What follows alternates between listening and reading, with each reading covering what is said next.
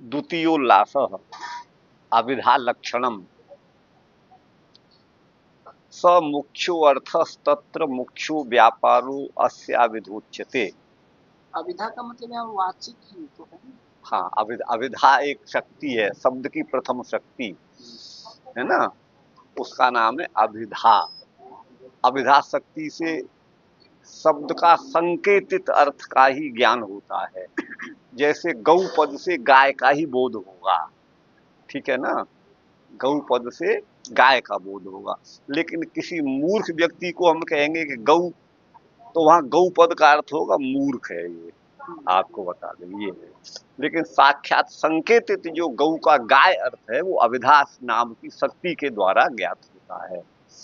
तो वही का स मुख्यो अर्थ, अर्थात वाच्य अर्थ ही मुख्य अर्थ है। शब्द का अपना जो वाच्य अर्थ है, जैसे गऊ का गाय अर्थ है ना, या जो गाड़ी का गाड़ी है ना, पुस्तक का पुस्तक, फोन का फोन, मनुष्य का मनुष्य, ये जो अर्थ है वो संकेतित अर्थ है, वही मुख्य अर्थ है। सब मुख्यो अर्थ तस्य मुख्यो व्यापार, उस शब्द का जो मुख्य व्यापार है, माने उसको अर्थ का बोध कराने की शक्ति, व्यापार का मतलब है अर्थ का बोध कराने की शक्ति, उस शक्ति का नाम है अभिधा। व्यापार, उसको व्यापार भी कहेंगे, उसका जो व्यापार है, व्यापार माने क्रिया होता है वस्तुतः, उसकी क्रिया। तो शब्द का उच्चारण करने से हमें जिस अर्थ का बोध होता है ना, वह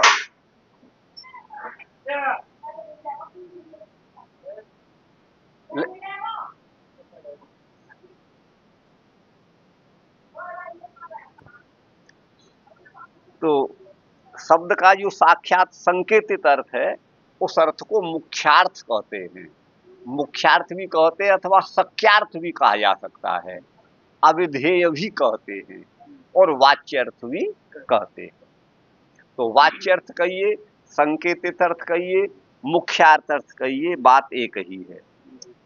उसका जो शब्द अर्थ का बोध कराने में शब्द का जो व्यापार है, शब्द की जो शक्ति है, शब्द की जो क्रिया है, आप कुछ भी कह सकते हैं, उसका नाम है अभिधा। व्यापारो अस्य, इस शब्द का जो जिसके द्वारा यह अपने अर्थ का बोध कराएगा, उस शक्ति का नाम है अभिधा। व्यापारो अस्य अभिधोच्यते, स इति साक्षात संकेतित, तो स का पद है साक्षात संकेतित, शब्द का जो अपना वास्तविक अर्थ है। तस्य माने अस्य माने शब्दस्य, अस्य माने इस शब्द का जो व्यापार है उसको अभिधा कहते हैं, अभिधा नाम की शक्ति है। तो ये तो अभिधा का अर्थ हो गया। जैसे घटपद के द्वारा घट का बोध होना, बट के द्वारा बट का बोध होना, बट माने बरगद, तो ये अभिधा शक्ति के द्वारा ज्ञात होने वाला सख्य अर्थ अथवा मुख्यार्थ है अथवा अविधेय है, उसे कुछ भी कह सकते हैं, अथवा संकेतित अर्थ है। अब है लक्षणा का निरूपण, लक्षणा निरूपणम। मुख्यार्थ बाधे तदयोगे रूढ़िथोत प्रयोजनात् अन्योर्थो लक्ष्यते यत्सा लक्षणारोपिता क्रिया। देखिए, लक्षणा हर जगह नहीं की जा सकती, लक्षणा की अपनी एक सीमा है। तो उसी सीमा को यहाँ बता रहे हैं। लक्षणा वृत्ति माने लक्षणा नाम की शब्द की जो दूसरी शक्ति है, वह तभी कार्य करेगी, उसकी पहली शर्त है मुख्यार्थ यहां बाधित हो रहा हो। जैसे किसी बच्चे को कहते हैं गधा है, बच्चे को, ये तो बड़ा गधा है, तो वहां गधा तो वस्तुतः चार पैरों वाला एक पशु होता है, लेकिन वह लड़का तो ऐसा है नहीं। लेकिन वहां गधा, लड़के को यदि गधा कहा जा रहा है तो मुख्यार्थ बाधित हो गया, क्योंकि वो गधा तो उसमें गर्दवत्व जाति तो है नहीं, तो वो मुख्यार्थ बाधित हो गया। तो फिर वो जो है रूढ़ि अथवा प्रयोजन में से किसी एक के द्वारा वह गर्धव पद, गधा पद उस बच्चे के मूर्खता का बोध कराएगा। तो वहां गधा का अर्थ है मूर्ख है, ये गधा है, ये तो मूर्ख है। तो जहां मुख्यार्थ बाधित होगा वही लक्षणा होगी। लक्षणा की पहली शर्त है मुख्यार्थ बाधे, हर जगह लक्षणा नहीं हो सकती। ठीक है ना? अच्छा, और तद योगे, उसके योग में अर्थात मुख्य अर्थ के योग में, रूढ़िथो अथ प्रयोजनात्, इन दोनों में से एक बात होनी चाहिए। या तो रूढ़ी माने किसी बात की प्रसिद्धि, अथवा कोई विशेष प्रयोजन हो। या तो रूढ़ी हो अथवा प्रयोजन हो। इस दोनों के उदाहरण आगे देंगे। तो किसी रूढ़ी के कारण अथवा प्रयोजन के कारण इन दोनों में से कोई एक होना चाहिए। मुख्यार्थ की बाधा तो होनी ही होनी है, उसके साथ रूढ़ी अथवा प्रयोजन, इन दोनों में से कोई हो।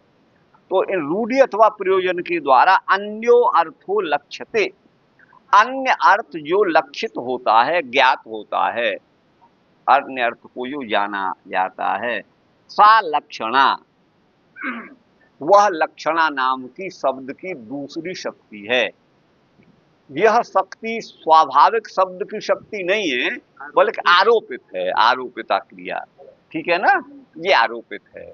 तो इस प्रकार ये लक्षणा की ये परिभाषा हो गई। ठीक है गुरु भाई? अब यहां उदाहरण देंगे। अब दो उदाहरण यहां पर दिए मुख्यार्थ की बाधा होने पर। एक तो रूढ़ी हो अथवा रूढ़ी नहीं हो तो प्रयोजन हो। तो वही उदाहरण यहां पर देंगे। कर्मणि कुशलः इत्यादौ दर्भ ग्रहणादि अयोगात्। कुशल पद का वस्तुतः कुशल का अर्थ होता है चतुर अथवा दक्ष। तो दक्ष पद, कुशल पद जो है चतुर अर्थ में क्यों रूढ़ हो गया? ये वस्तुतः तो यौगिक शब्द है। कुश बोलते हैं दर्भ को, डाभ को, और कुशान लाती आदत्ते इति कुशलः, कुशाओं को लाने वाला, ग्रहण करने वाला, जंगल से कुशाओं का उत्पाटन करके ले आने वाला। हमारे यहाँ भाद्रपद मास में अमावस्या को कुशोत्पाटनी अमावस्या कहा जाता है। तो उसको, कुशा को काटा भी नहीं जाता, मूल सहित उसे उखाड़ा जाता है। और भाद्रपद के महीने में, बारिश का महीना है वो, तो जमीन गीली होती है, तो कुशा का उत्पाटन करने में, उखाड़ने में उसे सरलता होती है। फिर भी कुशा का पत्ता इतना तीव्र होता है कि वो हाथ को काट डालता है। कोई चतुर व्यक्ति ही उसे उस तरह से उखाड़ता है कि हाथ भी नहीं कटे और कुशा भी हम उखाड़ लें। तो साल भर के लिए जो भी कार्य फिर होता है, लोग उसी कुशा से साल भर तक अपना कार्य करते हैं। तो कुशल का अर्थ होता है कुशाओं को लाने वाला। तो जो दक्ष माने चतुर होगा, वह तो कुशाओं का उत्पाटन कर लाएगा, हाथ में कोई घाव नहीं होगा, खून नहीं निकलेगा, आराम से आ जाएगा। लेकिन जरा भी दिमाग जिसमें माने कम है, या जिसमें कुशलता नहीं है, दक्षता नहीं है, चतुराई नहीं है, तो वो अपने हाथ को ही फाड़ देगा उससे। वो डाब इतना पैना होता है, आपने अनुभव किया होगा, वो हाथ को फाड़ देगी। तो इसलिए वस्तुतः कुशल पद का यौगिक अर्थ, यौगिक अर्थ है मतलब प्रकृति प्रत्यय के योग से होने वाला जो अर्थ है, वह तो कुशल का अर्थ है कुशाओं को लाने वाला। लेकिन यही शब्द जो कुशाओं को लाने वाला कोई चतुर ही होता था, अन्यथा तो लोग अपने हाथ को फाड़ लेते थे अगर उसमें चतुराई नहीं है, तो कुशलता नहीं है। तो कुशल पद फिर दक्ष अर्थ में रूढ़ हो गया। दक्ष माने निपुण, निपुण, दक्ष, कुशल, है ना, होशियार, उर्दू में आप कह सकते हैं, उस अर्थ में रूढ़ हो गया। तो कुशल पद जो है रूढ़ अर्थ, रूढ़ी के द्वारा कुशल पद चतुर अर्थ का, दक्ष अर्थ का बोधक हो गया है, रूढ़ी के द्वारा है यहाँ। लेकिन इसका यौगिक अर्थ जो है, यौगिक माने योग, प्रकृति और प्रत्यय के योग से होने वाला अर्थ तो है कुशाओं को लाने वाला, ये अर्थ है। लेकिन रूढ़ इसका अर्थ है चतुर। अब वह चतुराई, वह चतुरता किसी भी कार्य में हो सकती है, केवल कुशाओं को लाने में नहीं। वह पढ़ने में भी हो सकती है, वह हल चलाने में भी हो सकती है, वह अध्यापन में भी हो सकती है, वो अन्य कर्म करने में भी कुशलता हो सकती है। तो कुशल पद दक्ष अर्थ में ये रूढ़ हो गया है, प्रसिद्ध हो गया है। तो अब वही रूढ़ी के द्वारा तो लक्षणा वही होगी। पहला उसकी पहली शर्त है कि मुख्यार्थ यहाँ बाधित होता हो, और मुख्यार्थ बाधा के साथ साथ रूढ़ि अथवा प्रयोजन में से कोई एक हो, या तो रूढ़ि हो अथवा प्रयोजन हो। तो इसके द्वारा जो अन्य अर्थ लक्षित होता है वह आरोपित लक्षणा होती है। लक्षणा नाम की वृत्ति है, उसे वृत्ति भी कह सकते हैं, शब्द की दूसरी शक्ति भी कह सकते हैं। तो पहली अभिधा शक्ति है, दूसरी लक्षणा शक्ति है। इस शक्ति को वृत्ति भी कहते हैं, लक्षणा वृत्ति है ये। तो अब यहां कहते हैं कर्मणि कुशल इत्यादि। कर्मणि यह कार्य करने में, कुशल इत्यादि में दर्व ग्रहणादि अयोगात, या दर्व ग्रहण कुशाओं को लाना का अयोग, उसका तो कोई प्रसंग है नहीं। कुशाएं तो लाई नहीं जा रही, कक्षा में जब अध्यापन चल रहा है वहां पर, अथवा अन्य कोई गृह कार्य हो रहा है या गाय की सेवा हो रही है, तो कुशा तो लाई नहीं जा रही है। तो यहाँ कर्मणि कुशल इत्यादि में दर्भ ग्रहण आदि का योग न होने से यहाँ पर कुशल पद रूढ़ि के द्वारा चतुर्थ का बोधक होगा। ध्यान दीजिए, तो यहाँ लक्षण, हाँ, यहाँ लक्षणावृत्ति के द्वारा होगा। अच्छा, गंगायाम घोष इत्यादि, गंगा में घोष है, घोष झोपड़ी को कहते हैं, और गंगा का अर्थ होता है जल का प्रवाह। भगीरथ रथ खाता व छिन्न जल प्रवाहो गंगा पद पदार्थ। गंगा पद का अर्थ है भगीरथ के रथ की लीख में बहने वाली जल की धारा। जल की धारा तो यमुना में भी है, सरयू में भी है, लेकिन उसको गंगा नहीं कहा जाएगा। जो भगीरथ के रथ के द्वारा जो लीख बनी उसमें बहने वाली जो जल की धारा है वो गंगा पद का अर्थ है। और जल के प्रवाह में घोष का रहना असंभव है, वो तो बह जाएगी, घोष माने झोपड़ी। लेकिन गंगायाम घोष, ये बड़ा प्रसिद्ध प्रयोग है। तो अब यहां पर प्रयोजन है, गंगा तटे घोष, गंगा के तट पर घोष है, ऐसा न कह करके गंगायाम घोष कहा गया, गंगा में घोष है। तो यहां पर लक्षणा शक्ति के द्वारा या मुख्यार्थ बाधित हो रहा है। क्यों? घोष हो नहीं सकता, मुख्यार्थ बाधित हो रहा है। तो अब यहाँ प्रयोजन है, प्रयोजन के कारण यहाँ पर लक्षणा है। प्रयोजन क्या है? जो शीतलता, जो पवित्रता गंगा नदी में है, वही शीतलता और पावनता उस तट में भी है जहां पर घोष स्थित है।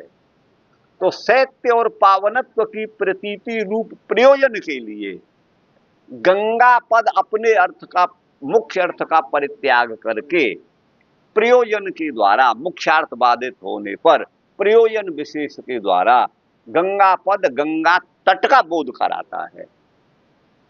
ठीक है ना?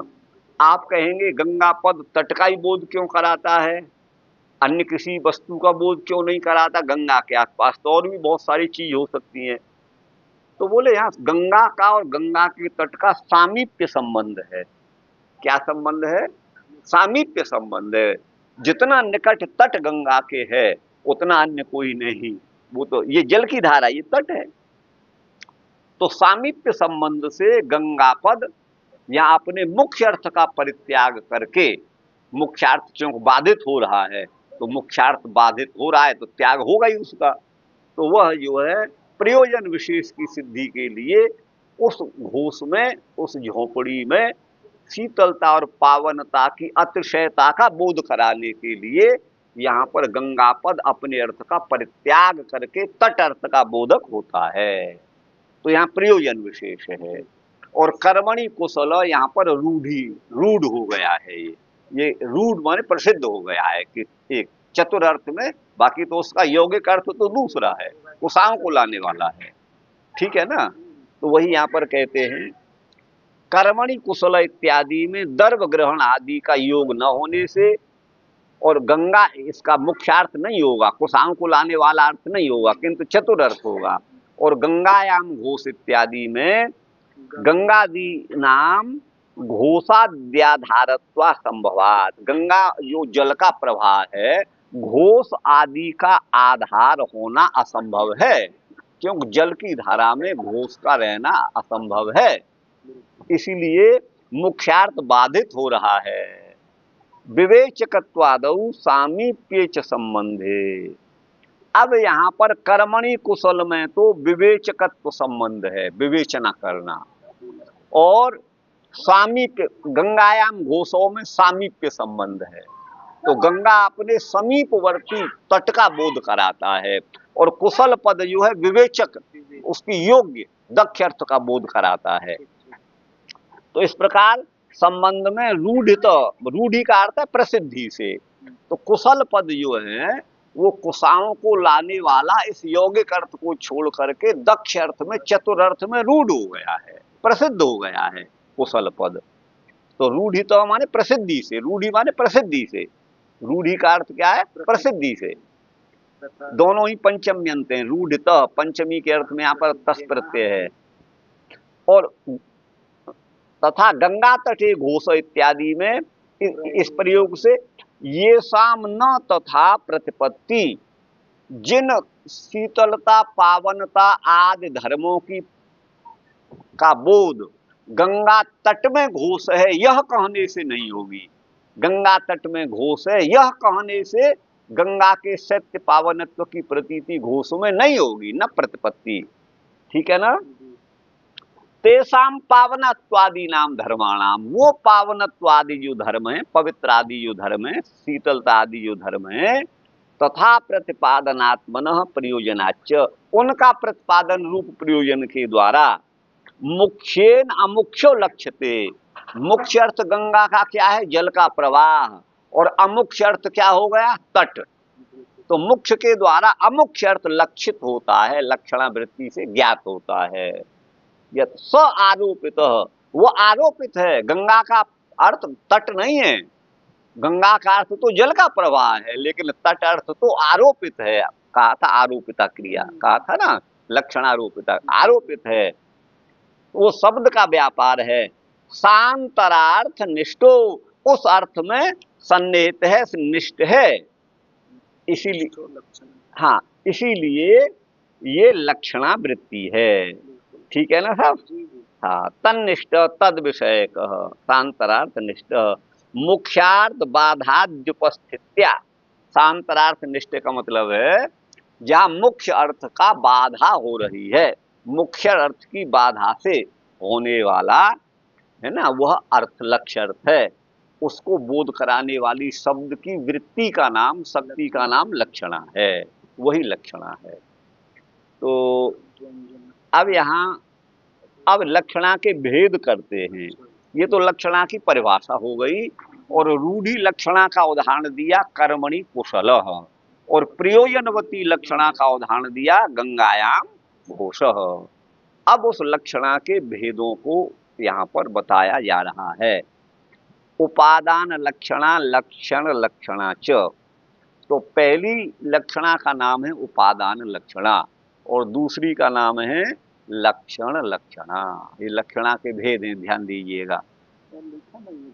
ये है ना उपादान लक्षणा, लक्षण लक्षणा से, यहाँ है ना परिभाषा है ना, उसी की तो परिभाषा है।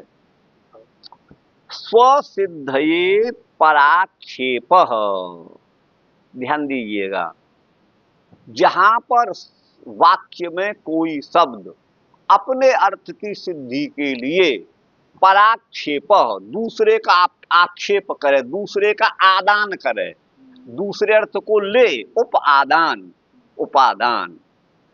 तो स्वसिद्ध, ये जहां वाक्य में कोई शब्द अपने अर्थ की सिद्धि के लिए पराक्षेप, दूसरे का आक्षेप करे, दूसरे का अध्याहार करे, दूसरे का ग्रहण करे, उपादान, वो तो उपादान लक्षणा है। लेकिन लक्षण लक्षणा क्या है?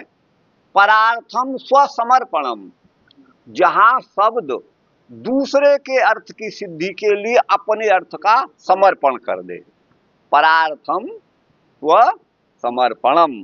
ध्यान दीजिएगा, यही दोनों की लक्षण के भेद हो गए। तो स्वसिद्धि के लिए पराक्षेप, दूसरे का आक्षेप करे, वो तो उपादान, और पर की सिद्धि के लिए अपने अर्थ का परित्याग कर दे, अपना समर्पण कर दे, वो लक्षण लक्षणा है। आप समझ गए ना, परार्थम स्वसमर्पणम। तो इस प्रकार उपादानम लक्षणम च, इस प्रकार उपादान लक्षणा और लक्षण लक्षणा इति उक्ता, इस प्रकार से कहा गया है। शुद्धैव साद्विधा, शुद्धा लक्षणा के दो भेद हैं। ये शुद्धा लक्षणा है, आगे गौणी लक्षणा को के भेद बताएंगे। वहां पर गुणों का योग नहीं है, केवल शुद्ध लक्षणा ही है। आगे गुणों के योग से उसे गौणी कहा जाएगा, जिसकी है ना, जिसकी आगे चर्चा होगी। तो शुद्धा लक्षणा के दो भेद हैं, उपादान लक्षणा और लक्षण लक्षणा। तो जहां वाक्यार्थ में अपने अर्थ की सिद्धि के लिए शब्द पराक्षेप करे, दूसरे का आदान करे, वो तो उपादान है। और परार्थ दूसरे के अर्थ की सिद्धि के लिए जहां शब्द अपने अर्थ का समर्पण कर दे, वो लक्षण लक्षणा। ठीक है ना। तो इस प्रकार शुद्धा लक्षणा के सा शुद्धैव द्विधा उक्ता, वो शुद्धा लक्षणा दो प्रकार की कही गई है, उपादान और लक्षण लक्षणा के भेद से। अब यहां वही देखिए, स्वसिद्धये पराक्षेप, अपने अर्थ की सिद्धि के लिए दूसरे का आक्षेप, उदाहरण दे रहे हैं। कुंताः प्रविशन्ति, कुंत नाम होता है भाले का। भाला आपने देखा होगा, राणा प्रताप का भाला, वही कुंत उसे बोलते हैं संस्कृत में। कुंत अचेतन है, वो तो काठ का उसमें डंडा होता है और आगे लोहा लगा रहता है पैना, वो कुंत होता है, वो तो अचेतन पदार्थ है। लेकिन प्रयोग है कुंताः प्रविशन्ति, कुंत प्रवेश कर रहे हैं, माने भाले घुस रहे हैं। अब अच्छा, कुंत पद अचेतन है तो प्रवेश क्रिया में उसका अन्वय सिद्ध हो नहीं सकता, क्योंकि अचेतन वस्तु स्वतः कहीं प्रवेश कर नहीं सकती। नहीं आया समझ में? तो मुख्यार्थ बाधित हो गया। अब मुख्यार्थ बाधित हो जाने पर कुंत पद अपने प्रवेश के अन्वय की सिद्धि के लिए, प्रवेश क्रिया में अन्वय की सिद्धि के लिए पराक्षेप, दूसरे का आक्षेप कर रहा है। अर्थात कुंत पद कुंतधारी पुरुष का आक्षेप कर रहा है। स्वसिद्धये पराक्षेप, अर्थात कुंत धारण किए हुए पुरुष जा रहे, भाले वाले पुरुष घुस गए, भाला लिए हुए पुरुष प्रवेश कर गए। आप समझ गए ना। तो ये तो घुस नहीं रहा है, तो अपनी सिद्धि के लिए दूसरे को जो है अभ्यास नहीं, प्रवेश क्रिया में तो किसी चेतन का अन्वय होगा। आपको चींटी घुस रही है, पिपीलिका प्रविशन्ति, तो मान लिया जाएगा। वृषभा प्रविशन्ति, मानवा प्रविशन्ति, घोटका तो मान लिया जाएगा, प्रवेश क्रिया में उनका अन्वय संभव है। लेकिन कुंत तो अचेतन है, जड़ है। लेकिन यहाँ पर प्रविशन्ति में जो तिप्तश झी प्रत्यय है, जो लकार है, वो कर्तार्थ में हुआ है। तो अब कर्ता में प्रतिभा हो गई है कुंत में, तो कुंत प्रवेश कर रहे हैं। कुंत जो है अचेतन होने से प्रवेश कर नहीं सकते, इसलिए कुंत पद अपने प्रवेश क्रिया में अन्वय की सिद्धि के लिए पराक्षेप, दूसरे अर्थात स्व संबंधी पुरुष का आक्षेप कर रहा है। अर्थात भाला लिए हुए पुरुष प्रवेश करते हैं, ये अर्थ होगा। तो ये तो उपादान लक्षणा का उदाहरण हो गया, कुंता प्रविशन्ति। कुंत पद ने अपने अर्थ की सिद्धि के लिए, प्रवेश क्रिया में अन्वय की सिद्धि के लिए पराक्षेप पुरुष का अध्याहार किया है। बात आ गई ना समझ में। अब कुंता प्रविशन्ति, प्रवेश सिद्ध्यर्थम, प्रवेश रूप क्रिया की सिद्धि के लिए स्वसंयोगिन, अपना संयोग संबंध है। संयोग संबंध किसका है? भाले का और पुरुष का, दोनों का संयोग है। अपने संयोगी जो पुरुष हैं उनका आक्षेप करते हैं, उनका आक्षेप होता है। तत उपादानेन, क्योंकि कुंत पद जो है यहाँ आक्षेप से स्वसंयोगी पुरुष का आक्षेप कर रहा है, आदान कर रहा है। तो उपादानेन, उपादान से ग्रहण करने से, इयम लक्षणा, ये लक्षणा जो है उपादान लक्षणा का उदाहरण है। कुंता प्रविशन्ति। गुरु भाई नहीं आ रहा है समझ में? आ रहा है। अच्छा, अब आगे कहेंगे गौरनुबंध्य इत्यादौ श्रुति चोदित मनुबंधनम कथम वे स्याद इति जात्या व्यक्ति आक्षिप्यते न तो शब्देन उच्यते।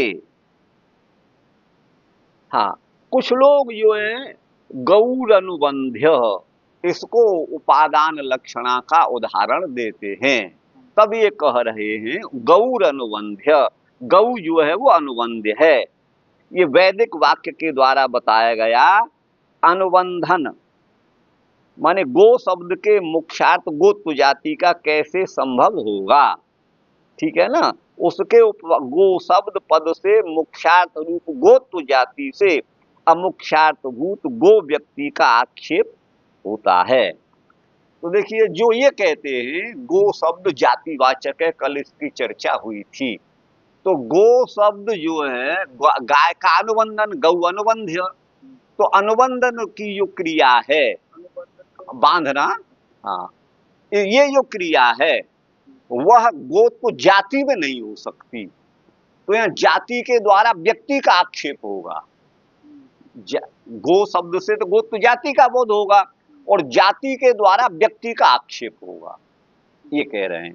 तो गौर अनुबंध्य इत्यादि में श्रुति चोदितम अनुबंधनम, ये वैदिक वांग्मय में ऐसा, वैदिक जो यज्ञ यागादिक हैं उनका ये प्रकरण है। तो गौर अनुबंध्य वाक्य वहीं से उठाया है, संभवतः ये पूर्व मीमांसा का होगा। तो अब यहाँ पर श्रुति चोदित माने वेद विहित अनुबंधन कैसे हो, में माने गोत्व जाति का, जाति को तो बांधा नहीं जा सकता, वो तो व्यक्तिनिष्ठ होती है, व्यक्ति के अलावा जाति का अस्तित्व होता नहीं। तो वो अच्छा, लेकिन गो शब्द तो जातिवाचक है और जाति में अनुबंधन असंभव है। कथम विषात, उस जाति का अनुबंधन कैसे हो, तो जात्या व्यक्ति राक्षिप्यते, वो जाति गोत्व जाति के द्वारा गो व्यक्ति का आक्षेप होता है। आक्षेप माने बोध होता है, न तो शब्दे नोच्यते, या गौ शब्द से तो गोत्व जाति का बोध होता है, गो व्यक्ति का बोध नहीं होता, ठीक है ना, क्योंकि वो जातिवाचक शब्द है। अच्छा, कार्य तो व्यक्ति से होगा, जाति, यद्यपि व्यक्ति और जाति अलग नहीं हो सकते, क्योंकि दोनों का जो संबंध है वो समवाय संबंध है, एक के बिना दूसरा रह नहीं सकता, ठीक है ना। तो यहाँ पर न तो शब्दे नोच्यते, गो पद के द्वारा गौर अनुबंध्य में गो पद तो गोत्व जाति को कहता है, गो व्यक्ति को नहीं कहता है। तो वही कहा न तो शब्दे नोच्यते, गो व्यक्ति को शब्द नहीं कह रहा है, वह शब्द तो गोत्व जाति को कह रहा है। आगे कहते हैं विशेष्यम नाभिदागच्छेत क्षीण शक्तिर विशेषणे। अच्छा, गोत्व उसका विशेषण है, गोत्व विशेषण से युक्त वो गाय है, तो बोले आप अविधा के द्वारा ही गाय का बोध कर लो, गो व्यक्ति का बोध अविधा के द्वारा ही कर लो। तब कहते हैं यहां पर गोत्व जाति तो उसका विशेषण है और गाय विशेष्य है। तो जब गो शब्द जो है गोत्व जाति का बोध करा दिया, गोत्व जाति का बोध करा दिया गो शब्द ने, जो कि विशेषण है, तो गो शब्द अपने विशेषण रूप गोत्व जाति का बोध करा करके उसकी शक्ति क्षीण हो गई, तो फिर वह विशेष गौ व्यक्ति का बोध नहीं करा सकता। सकृत प्रयुक्त शब्द सकृदेवार्थम गमयति, या यूं आप हिंदी में कह सकते हैं एक बार उच्चरित शब्द एक अर्थ का ही बोधक होता है। तो गौ पद के द्वारा जब गोत्व जाति का बोध हो गया, उस विशेषण माने गोत्व जाति रूप विशेषण का बोध कराने में गो पद की शक्ति क्षीण हो गई, फिर वह शक्ति गो व्यक्ति का बोध अभिधा शक्ति से नहीं कराया जा सकता, अभिधा के द्वारा उसका बोध नहीं कराया जा सकता। वही है कि विशेष्यम नाभिदागच्छेत, क्योंकि अभिधा शक्ति के द्वारा तक गौ पद के द्वारा गोत्व जाति का बोध हो गया, जो कि उसका विशेषण है। इसी को ध्यान से समझिए, क्षीण शक्तिर विशेषणे, विशेषण में ही गो शब्द अर्थात गाय का विशेषण क्या है, गोत्व जाति। तो गोत्व जाति विशिष्ट होने से ही उसको गौ कहा जाता है। तो विशेषण रूप गोत्व जाति का बोध कराने पर गो शब्द का की जो शक्ति है वो क्षीण हो गई, फिर वह विशेष भूत गो व्यक्ति का बोध नहीं कराएगा, वह शब्द क्षीण शक्तियों, उसकी शक्ति नष्ट हो गई है। अभी आप नहीं समझ रहे पूरा, देखो इसको यहाँ पढ़ दीजिए आप, यहाँ है पीछे का तो सब समझ में आ गया। हाँ ना, ये भी आ जाएगा, ये भी आ जाएगा। देख गौरन यहाँ से इसको मैं पढ़ दे रहा हूँ, देखिए कहना तो क्या चाह रहे हैं ये थोड़ा हमको बताइए। गौर अनुबंध देखिए ये कहना चाह रहे हैं गो एक अलग चीज है और उसमें गो में रहने वाली गोत्र जाति अलग है और जाति और व्यक्ति का संबंध समवाय संबंध होता है। समवाय संबंध नित्य संबंध को कहते हैं। लेकिन गौ जो शब्द है वह जातिवाचक है, ये आपने कल पढ़ा। तो जातिवाचक होने से गौ शब्द कहने से हमको गोत्र जाति का बोध होगा। लेकिन कोई भी कार्य जाति में नहीं किया जा सकता, वो व्यक्ति से ही कार्य होगा। दूध हम निकालेंगे तो गाय गाय व्यक्ति से निकालेंगे, गोत्र जाति से नहीं निकाल लेंगे। गौ कहने से तो गौ का बोध नहीं हो क्या? गोत्र जाति का ही बोध, गौ का भी तो बोध हो सकता है। वो जाति का ही बोध होता है क्योंकि वो जातिवाचक है। देखिए आपकी बात भी सही है, लेकिन कहा कि गौ पूज्य है, एक वचन में कहा गो पूज्य है। तो अब यहाँ आप एक वचन है, लेकिन गो शब्द जाति का वाचक होने से हमने एक बार कहा गौ पूज्य, तो यावन मात्र गाय हैं, जितनी भी गाय वो सब पूज्य हैं। तो गो शब्द जाति का वाचक है और जाति व्यक्ति से अलग होती नहीं है। तो बोले गो शब्द से गोत्र जाति का तो बोध हो गया है ना, तो गो व्यक्ति का भी बोध हो जाना चाहिए क्योंकि वो जाति व्यक्ति से अलग नहीं है। तब यहाँ कहते हैं कि यहाँ पर अलग है, विशेषण और विशेष्य में भेद होता है। विशेषण और विशेष्य में विशेष्य की विशेषता बताने वाला जो धर्म है वो विशेषण है, वो विशेषण है। तो गोत्र जाति तो विशेषण है और गो व्यक्ति गाय का शरीर वो विशेष्य है। तो गो पद के द्वारा गौ अनुबंध्यों में गो पद के द्वारा गोत्र जाति का बोध हो गया। फिर वही गो शब्द एक बार जो उच्चरित है वह गो व्यक्ति का बोधक नहीं होगा क्योंकि उसकी शक्ति तो उस विशेषण गोत्र का बोध कराने में क्षीण हो गई है। आप समझ गए ना। फिर वह विशेष गौ व्यक्ति का बोधक नहीं होगा। विशेष्यम नाविदा गच्छेत, अविदा शक्ति के द्वारा विशेष गो व्यक्ति का बोध नहीं होगा। क्यों? तो क्षीण शक्ति विशेषणे, गौ पद के द्वारा तो गोत्र जाति का बोध करा दिया गया है और उसकी अपनी शक्ति नष्ट हो गई है। आप इसको यूं समझिएगा, आपने बाण मारा और बाण ने अपने लक्ष्य का भेदन कर दिया, तो जिस लक्ष्य को भेदन किया उस आपका वो सार्थक हो गया। तो अब उसमें पुनः बाण में व्यापार नहीं होगा, उस बाण में पुनः व्यापार नहीं होगा ना। उसी तरह से जो अविधा के द्वारा एक बार गो शब्द से गोत्र जाति का बोध हो गया तो वही फिर पुनः गो व्यक्ति का बोधक नहीं होगा। आप समझ गए ना। ये है तो वही है विशेष्यम नाविदा गच्छेत क्षीण शक्तिर विशेषणे। विशेषण का बोध कराने में ही गो शब्द की शक्ति क्षीण हो गई है, अर्थात गो पद के द्वारा गोत्र जाति का बोध हो गया, अब पुनः उसकी शक्ति क्षीण हो गई, फिर विशेष्य का बोधक वो नहीं होगा। अब आ गया समझ में। इसको भी देखिए पढ़ लेते हैं। विशेष्यम नाविदा गच्छेत क्षीण शक्तिर, गोत्र रूपी विशेषण है, वही मैं कह रहा था आपसे, ये विशेषण है गोत्र का। बोध कराने में क्षीण हुई अविदा शक्ति किसी भी प्रकार से गो व्यक्ति रूपी विशेष का बोध नहीं करा सकती, यही तो कह रहा था मैं, नहीं करा सकती। अतः इस विशेष भूत गो व्यक्ति का बोध उपादान लक्षणा से ही हो सकता है, ऐसा उपादान लक्षणा से ही होगा। अर्थात गोत्र जाति उस गो व्यक्ति का आक्षेप करेगी, आदान करेगी, ठीक है ना, ये कहना चाहते हैं। इस प्रकार मुकुल भट्ट के मंतव्य का अनुवाद करके अब ग्रंथकार उसका खंडन कर रहे हैं। इति उपादान लक्षणा, ये मुकुल भट्ट का कहना है। अब ग्रंथकार अपना मत देंगे, क्यों? देखिए यहाँ पर ये इनका ये कह दिया है, ये अपनी बात इन्होंने कह दी। अब यहाँ पर कहते इति न्याय, इस न्याय से इति उपादान लक्षणा तु नोदाहर्तव्या। मुकुल भट्ट ने अपने ग्रंथ में उपादान लक्षणा का जो उदाहरण दिया है वो गौर अनुबंध दिया है, ये दिया है। तो वही ये कहते हैं, अब ग्रंथकार कह रहे हैं कि ये उपादान लक्षणा का उदाहरण नहीं दिया जा सकता, न उदाहर्तव्या, यह उदाहरण अनुचित है, यह नहीं देना चाहिए, है ना। ये उपादान लक्षणा का उदाहरण नहीं है। क्यों? नहीं अत्र प्रयोजनमस्ति न वा रूढ़ि अयम, यहाँ दो बातें हैं, या उपादान लक्षणा में दो बातें जरूरी आपको पहले बताई, या तो एक प्रयोजन हो या रूढ़ी हो। अब इन दोनों में से यहाँ कोई भी नहीं है।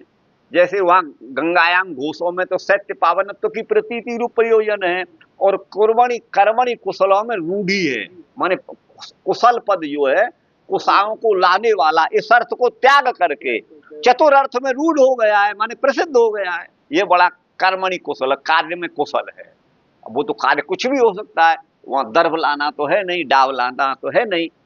तो उसी तरह से जैसे कर्मणि कुशल में रूढ़ी है और गंगायाम घोषों में प्रयोजन है, सत्य पावनत्व की प्रतीति कराना प्रयोजन है, उस तरह से गौरनुबंध्य में न तो रूढ़ी है और न प्रयोजन है। इसलिए ग्रंथकार आचार्य मम्मट भट्ट कहते हैं कि ये उपादान लक्षणा का उदाहरण नहीं दिया जा सकता जो मुकुल भट्ट ने दिया है। तो वही का इति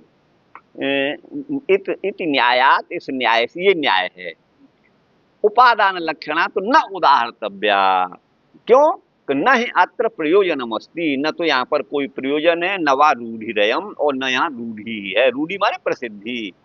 व्यक्ति अविना भावित्वात् तु जात्या। एक चीज यहाँ पे थोड़ा समझा दीजिए कि जैसे गंगायाम घोषों में प्रयोजन है, इसमें कैसे प्रयोजन और रूढ़ी नहीं इस बात में कर सकते? गौर अनुबंध्य में हाँ, प्रयोजन और रूढ़ी क्यों नहीं है? हाँ, देखिए, गाय का अनुबंधन, गाय अनुबंधन के योग्य है, गाय बांधने के योग्य है, या फिर अन्य जो भी वैदिक क्रियाएं उसके योग्य है। अब यहाँ पर तो कोई प्रसिद्धि भी नहीं है उस तरह की, किसी प्रसिद्धि के द्वारा गाय पद जो है किसी अर्थ का बोध कराए, और न यहाँ पर प्रसिद्धि है न कोई प्रयोजन है। जैसे वहां तो प्रयोजन है सत्य पावनत, यहाँ पर कोई प्रयोजन नहीं है। यह तो एक वैदिक कार्य है, श्रुति का एक विधान है, गौ अनुबंध है, तो यहाँ कोई विशेष प्रयोजन भी नहीं है और रूढ़ी भी नहीं है ना। ये तो सामान्य बात है। तो लेकिन अब कहते हैं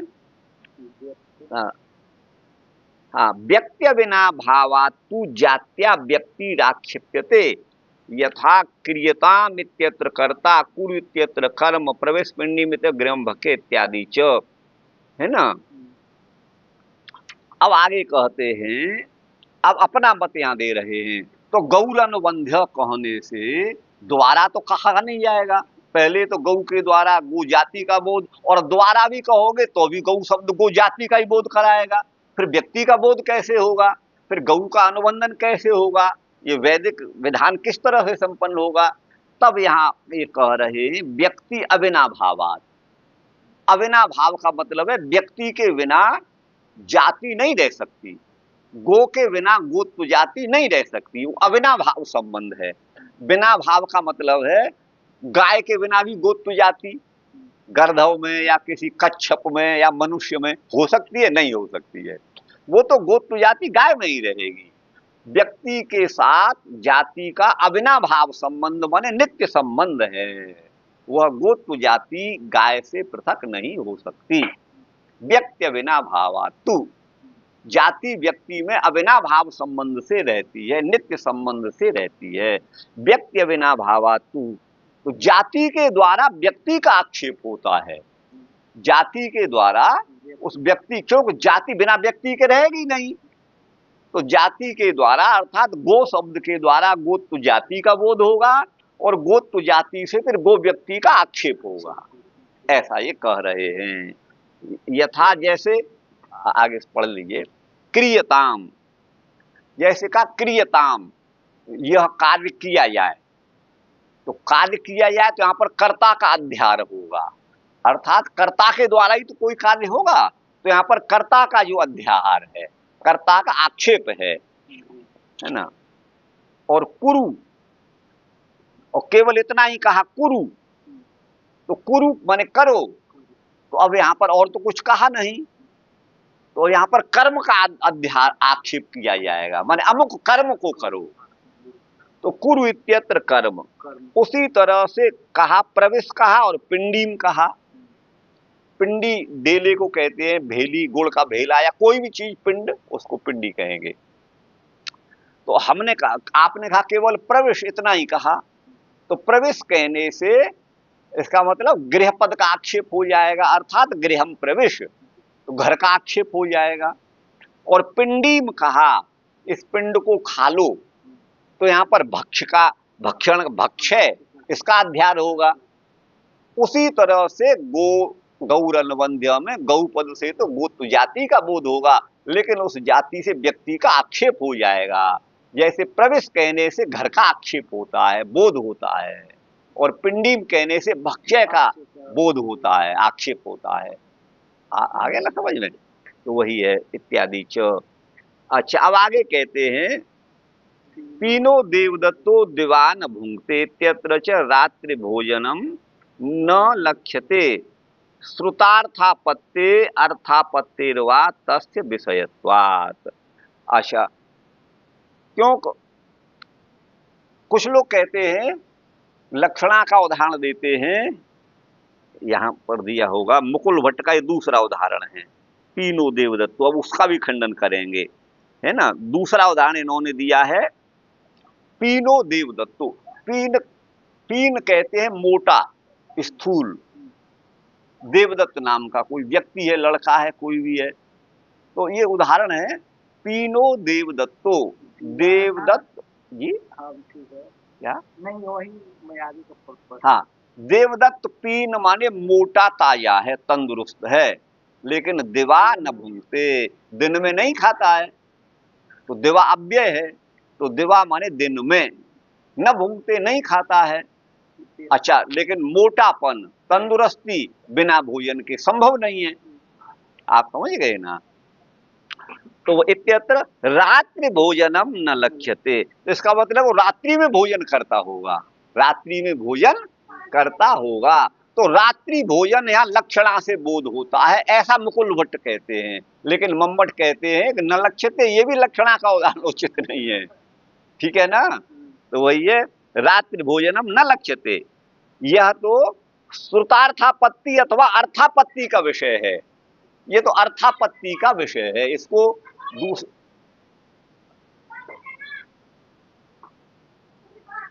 इसको अर्थापत्ति कहते हैं, किसी दूसरे अर्थ की का बोध।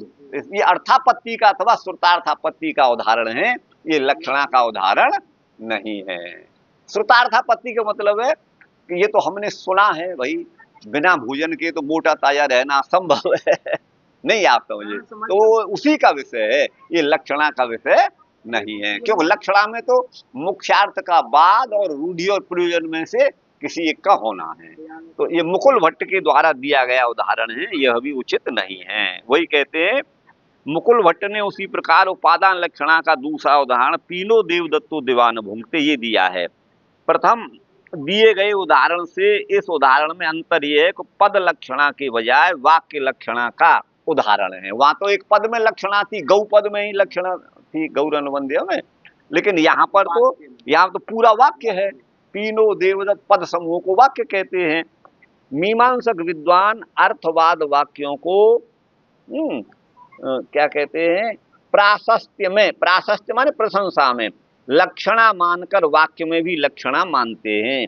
गौरन्वंद्य के गो पद में लक्षणा थी, किंतु यहाँ संपूर्ण वाक्य में लक्षणा है। पीनो देवदत्तो दिवान भुंक्ते, इस पूरे वाक्य में, यह दिखाने के लिए दूसरा उदाहरण दिया है। इस लक्षणा का खंडन करते हुए मम्मट भट्ट ने रात्रि भोजन को श्रोतार्थापत्ति अथवा अर्थापत्ति का विषय है, ये लक्षणा का विषय नहीं है।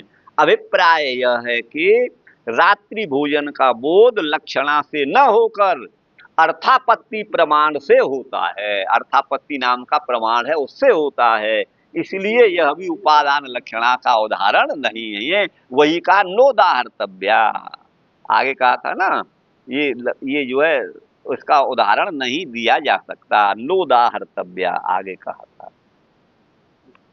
हाँ, नोदाहर्तव्या, इसको उदाहरण नहीं रूप में नहीं दिया जाए, ये तो अर्थापत्ति का विषय है, ठीक है ना ये। अच्छा, अब आगे है, आगे लिखते हैं गंगायाम घोष इत्यत्र तटस्य घोषाधिकरणत्व सिद्धये, गंगा शब्द स्वार्थम अर्पयति, तो परार्थे स्वसमर्पणम, दूसरे अर्थ की सिद्धि के लिए अपने अर्थ का परित्याग। तो गंगा पद अपने जल प्रवाह रूप अर्थ का परित्याग करके तट अर्थ का बोध कराता है।